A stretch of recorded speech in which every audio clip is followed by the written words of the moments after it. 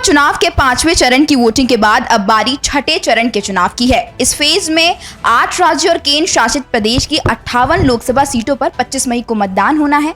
ये चरण ऐसा है जिसमें राजधानी दिल्ली की सभी 7 सीटों पर चुनाव है। इतना ही नहीं, दिल्ली से सटे हरियाणा की सभी सीटों पर भी इसी चरण में चुनाव होना है।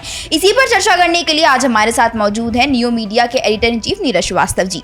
2019 में इन 58 में से बीजेपी 40 सीट जीतने में कामयाब रही थी, वहीं बसपा 4 सीटें जीती थी तो टीएमसी 3, बीजेडी 4, जेडीयू 3, मतलब लगभग ये आंकड़ा रहा था। इस बार आपको क्या लगता है, क्योंकि कांग्रेस इन 58 सीटों में से पिछली बार एक भी सीट नहीं जीत पाई थी, क्या समीकरण बदला है इस बार?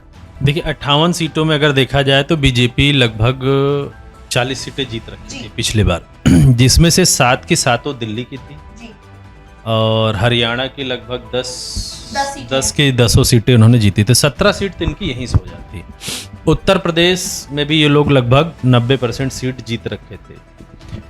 अगर हम दिल्ली की बात करते हैं तो जो हमने दिल्ली में सर्वे किया या जो अपने दिल्ली में सर्वे किया, जो टीम ने सर्वे किया अभी तक, विगत 1-2 दिन में हम लोगों ने बहुत ज़्यादा सर्वे किया दिल्ली का, कि कन्हैया कुमार जी की रैली को देखिए या मुख्यमंत्री जी की रैली को देखिए या राहुल गांधी जी की रैली को देखिए, और सबसे बड़ी चीज़ जो समझ में आई है इन रैली से, चाहे उत्तर प्रदेश की हो चाहे दिल्ली की हो, जो इनका इंडिया गठबंधन है वो बहुत मजबूती से है। बहुत मजबूती से मतलब इनके जो कार्यकर्ता हैं आपस में मिल चुके हैं।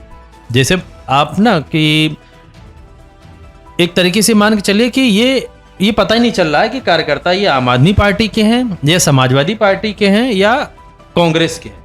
तो ये आम एकदम इंडिया गठबंधन एक जैसे पार्टी ही बन के खड़ी हो गई है।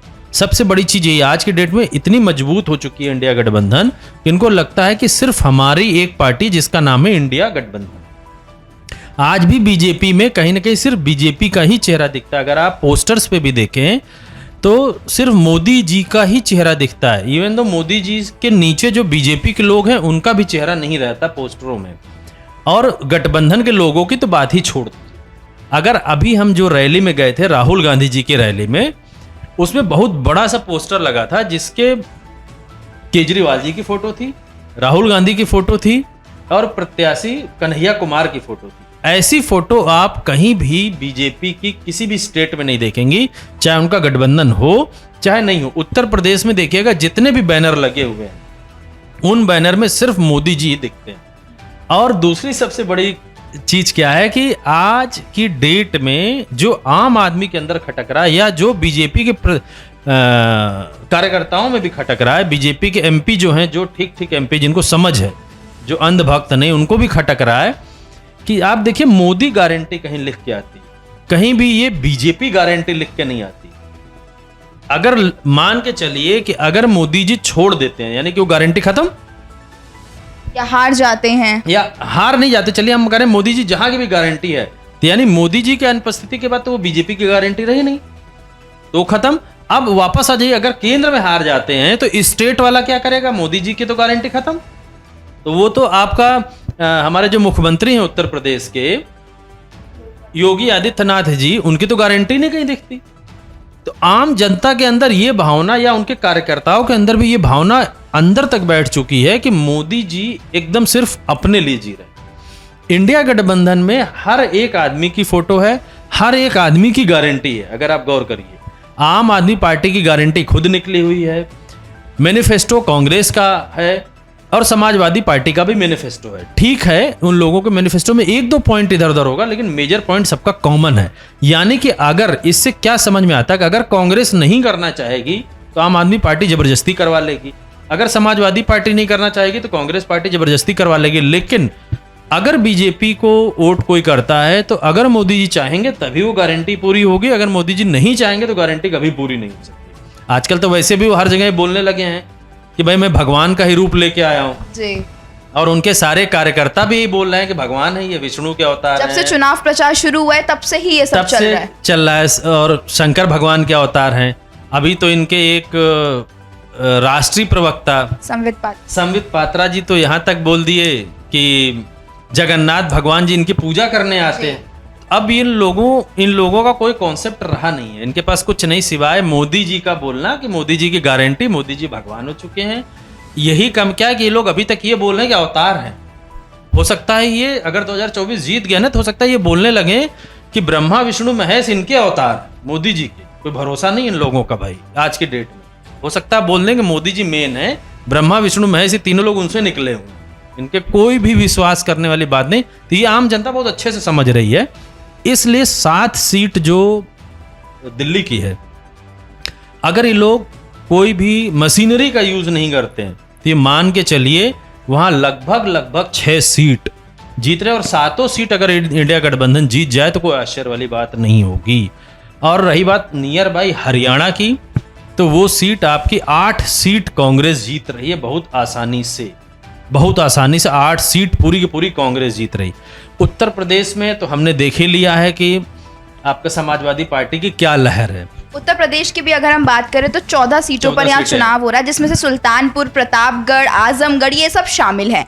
अब इन्हीं 14 सीट की बात करें तो 2019 में बीजेपी 9, बसपा 4, सपा 1 सीट जीतने में सफल रही थी। ये पूरा समीकरण रहा। देखिए बसपा की जहां तक बात करते हैं, बसपा का पूरा घड़ा एकदम टूट चुका है। बसपा में 2 समाज के लोग हैं, एक एससी और एक एसटी वर्ग। एसटी वर्ग आज की डेट में इस बात से घबराया हुआ है कि अगर संविधान बदल गया, अगर ये लोग 400 सीट पा गए और रियल में कहीं संविधान बदल दिया गया या उनका आरक्षण हट गया, तो ये वर्ग उसी हाशिए पे पहुंच जाएगा जहां कभी आज से 100 साल पहले था।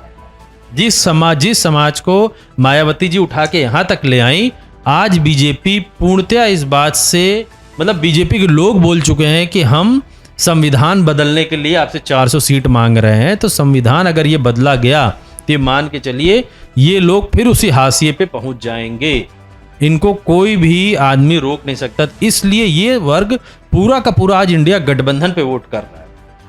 ये वर्ग समाजवादी पार्टी को नहीं वोट कर रहा है, ये वर्ग आज की डेट में राहुल गांधी जी के नाम पे वोट कर रहा है। इसीलिए आप याद करिएगा, जहां अखिलेश यादव जी जब लड़ रहे थे तो अपनी सीट पे भी राहुल गांधी को बुलाए जी। अगर आपने गौर किया हो कि उनको भी प्रचार करने के लिए इसलिए बुलाए थे कि जो ये वर्ग है और जो अति पिछड़ा समाजवादी पार्टी यानी कि ओबीसी वर्ग में जो अति पिछड़ा ओबीसी वर्ग है वो राहुल गांधी जी के साथ है, वो दोनों लोग ज्वाइंट होकर इनको वोट करें समाजवादी पार्टी को।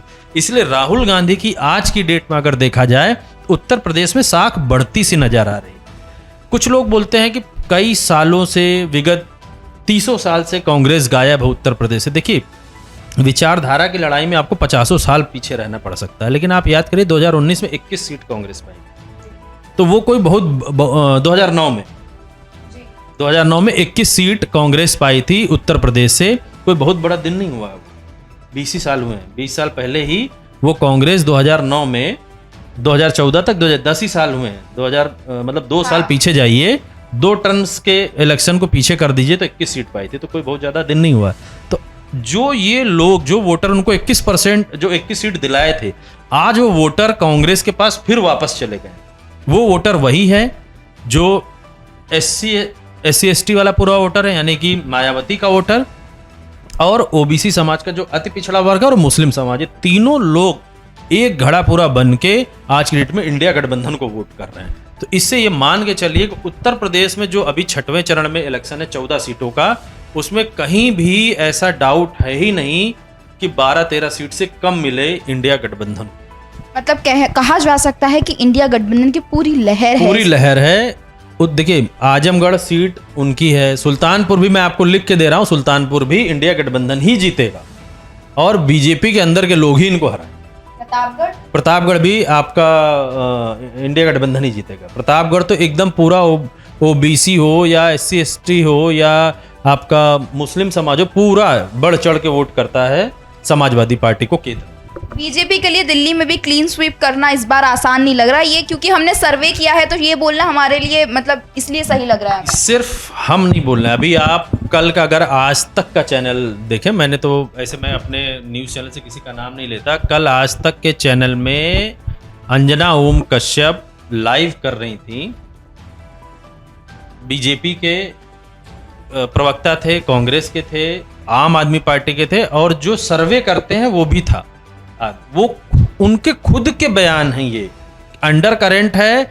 और जो 2019 में बीजेपी जीती थी वो बीजेपी इस बार उतनी सीटें नहीं पाएगी। एक उन्होंने ये बोला कि अगर 8-10% का वोट जो लग रहा है कि इंडिया गठबंधन की ओर जा रहा है, अगर वो चला गया तो क्लीन स्वीप है, 7-0 से बीजेपी हार रही है। जबकि लोग ये बोलेंगे नहीं वो शिफ्ट नहीं हो रहा है, अंडर करंट वो शिफ्ट हो रहा है। दूसरी चीज दिल्ली के अगर आप 1996 या 98 या उससे भी पीछे से देखें तो हिस्ट्री यही रिपीट होती है कि 10 सालों तक एक बार जो जीतता है 5, 6, 7 सीट देती है, दूसरे साल में उसको 6-7 सीट मिलती, अगली बार वो चेंज हो जाती है। अगर आप जाके वापस बैक में देखेंगे, जब कभी सुषमा स्वराज जी हुआ करती थी तो भी बीजेपी को 6 सीट मिली तो कांग्रेस को, फिर बीजेपी को 7 सीट मिली, फिर कांग्रेस को 7 मिली, कांग्रेस को 7 मिली, फिर अब की बार उनको बीजेपी को 7 मिली, फिर बीजेपी को 7 मिली। इस बार का टर्न आप ये मान के चलिए कि कांग्रेस इंडिया गठबंधन का ही है, और वो 7 में से 6 सीट तो 100% श्योर है मिलना ही मिलना। छठे चरण में आपको क्या चुनावी समीकरण लग रहा है? अपनी राय भी हमें कमेंट्स करके जरूर बताएं और हमारे साथ जुड़े रहें। धन्यवाद।